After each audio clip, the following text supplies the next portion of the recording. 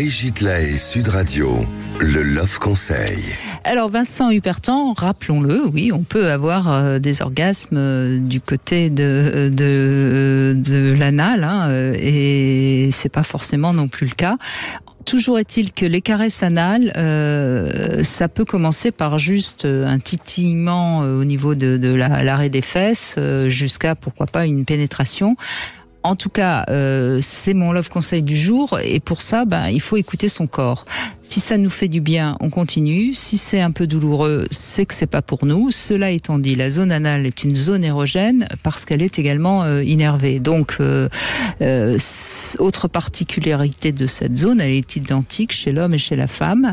Mais sur le plan psychologique, les hommes et les femmes ne la vivent pas vraiment de la même manière. C'est souvent plus compliqué pour un homme qu'on aille toucher cette zone si pour lui c'est une zone. C'est un construit social, c'est un signe aussi de soumission quelque part. Donc oui, c'est beaucoup plus dans la construction que dans la réalité du corps. Exactement. Mais on sait par exemple qu'il y a beaucoup d'hommes qui, même l'idée d'introduire un suppositoire, on est dans l'idée. Est impossible. Les médecins me disent, on propose jamais les suppositoires aux hommes parce que c'est déjà pour eux un acte en tant qu'urologue, violent. En tant qu'urologue, je fais des touchés rectaux parce qu'il faut examiner la prostate. Oui. Je peux vous dire qu'il y a des hommes, ils sont complètement tétanisés, stressés, t'arrives pas, alors que, en même temps, les femmes, font facilement aller chez le gynécologue pour des tas de pathologies et ça pose aucun problème. Donc, vous voyez, il y a une espèce de construit. En même temps, chez le gynéco, on va pas du côté de l'anus. Ça peut arriver parce qu'il y a quand même des pathologies dans lesquelles il faut explorer. C'est pas. Bon, bref, toujours est-il que le mieux, c'est de commencer à caresser avec un doigt lorsque vous êtes en train de faire l'amour. Un doigt que vous avez de préférence un petit peu lubrifié, ce serait l'idéal. Avec la langue, c'est plus complexe, mais c'est souvent plus agréable que le doigt, parce que justement c'est moins ferme. Moi, je conseille souvent de faire une stimulation anale lors de rapports bucco-génitaux, c'est mieux. Et c'est juste au départ une stimulation sans essayer de faire rien d'autre.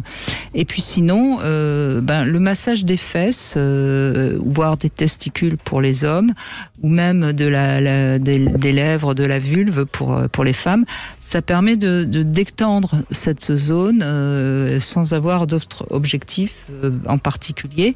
En tout cas, ce qu'on peut faire, c'est observer comment le partenaire ou la partenaire réagit. Si vous avez l'impression que les fesses se resserrent, c'est peut-être pas la peine. Ça prouve que la personne n'est pas du tout prête pour accepter ce genre de caresse.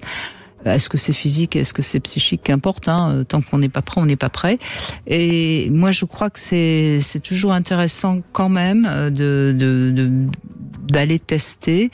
Et si on a envie tout seul de tester, il existe des plugs qui sont donc des jouets intimes spéciaux pour cette zone anale. Pourquoi pas, il y a des plugs un peu même vibrants aujourd'hui, mais je conseille comme toujours de prendre un petit plug pour commencer, voilà. Alors, les phénomènes de neuroplasticité qu'on a décrits, qu'on voit bien se passe dans tout ce qui est neurosciences, neuroimagerie, montrent que il y a des choses qu'on peut apprendre.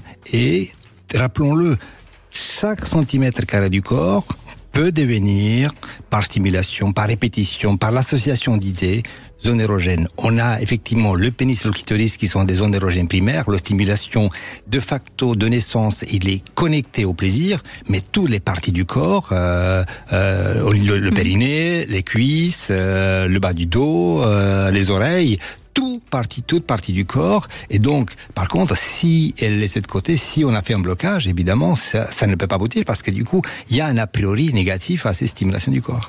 Mais l'anus est une zone innervée, donc de toute façon, c'est pas une zone insensible.